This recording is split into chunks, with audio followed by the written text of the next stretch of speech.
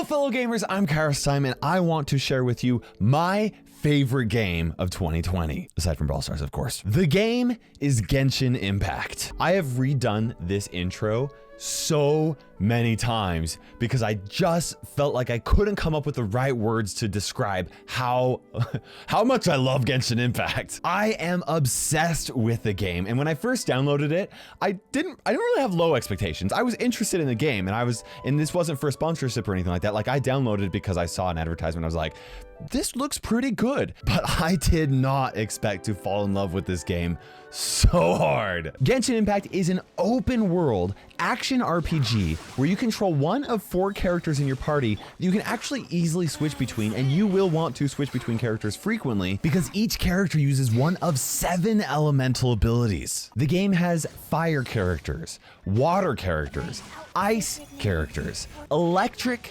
wind, or earth. And what is really cool about the combat system is that you can actually use various combos with different characters that have different elements to do various things. Hitting an enemy with water and ice will freeze them. Using ice and fire is gonna melt them. And using water and electric will electrocharge them for massive damage. That's not all that can be done, but you guys kind of get the idea. A big part of the game is mastering these combos with various elements so you can take out super strong bosses that are strong against certain elements and weak against others.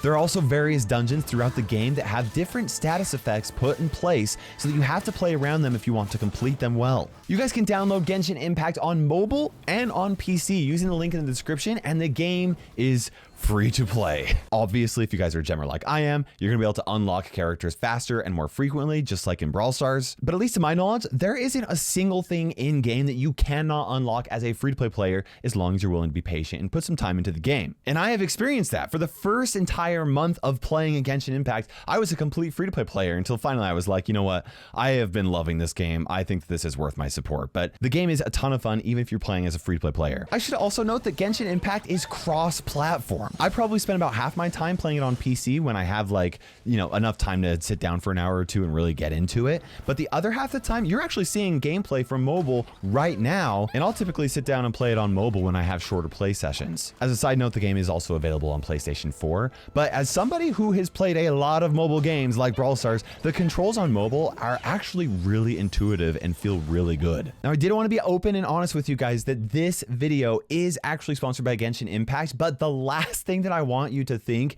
is that I'm promoting it just because of that. I was actually already promoting the game for free over on Twitter because there were so many times when I was just playing the game and I was like, oh my gosh, this is so awesome. I have to share this with somebody. So I'd send out a tweet here or there, right? I think Genshin Impact must have noticed something because it wasn't long after that until we started talking about a partnership, which honestly is kind of like an honor for me to be sponsored by a game company that I'm just playing a game for fun. I'm just loving so much. By the way, Genshin, if you did want to continue doing some partnerships, then that would be a real pleasure for me. Genshin Impact takes place in an absolutely massive world.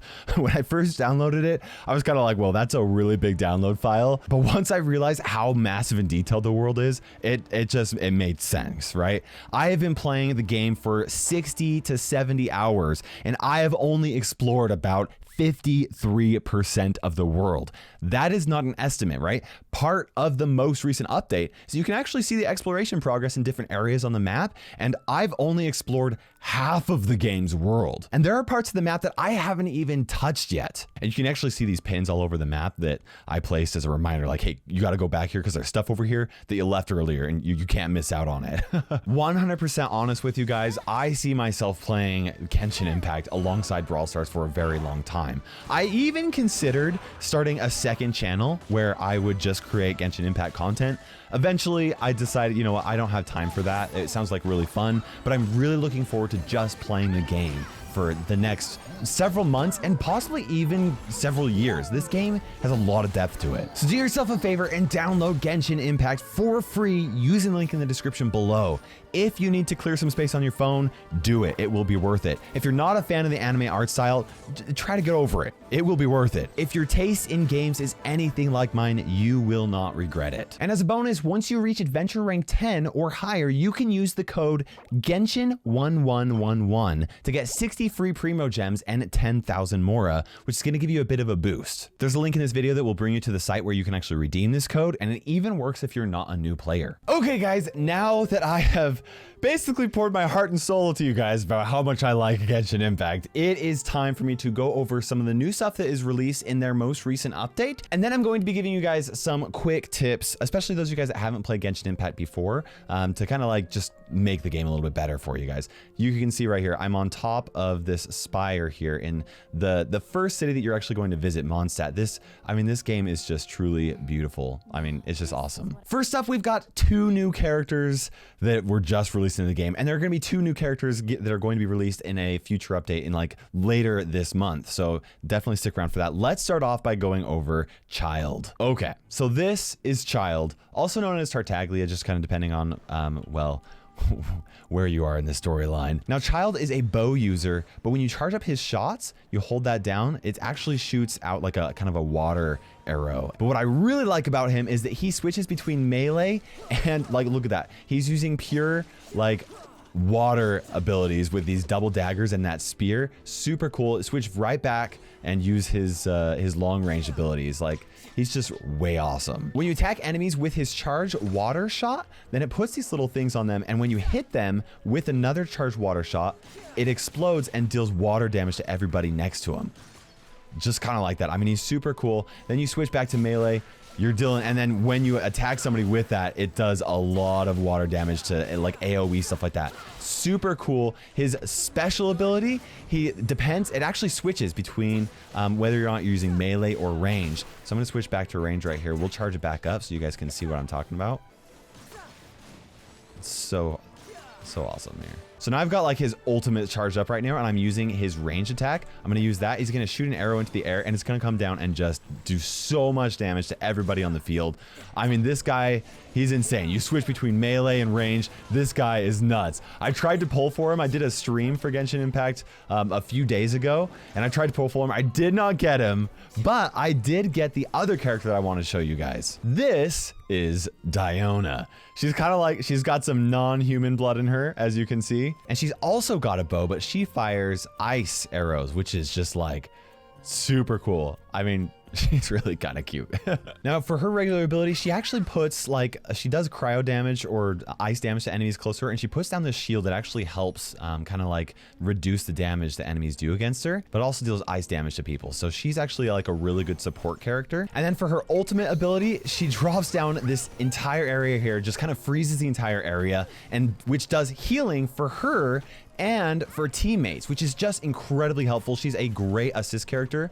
Later on in the game, you definitely want at least one healing character on your team. It makes a huge difference, and so she's actually a really great option. Now, a really big part of the most recent update is they actually expanded the storyline, and they are going to be continuing to expand. They have a plan to release a lot of content over several updates, and so they increase it. I'm only at adventure rank 33, so I haven't been able to play the new content yet, but from what I hear, it is absolutely amazing. And I just wanted to let you guys know that the storyline for this game is just amazing. Honestly, I haven't been like, it's been a long time since I've played a game that has got me as invested into the characters of this game that Genshin Impact has. I mean, it's a real treat. I don't want to spoil anything for you guys, but there is a special event that is going to be involving Fischl, and I'm really excited for it. This character, she's so good. You want Fischl on your team. You want to download the game. You want to be able to play the Unreconciled Stars portion of the special event that's going to be happening to unlock her, okay? She's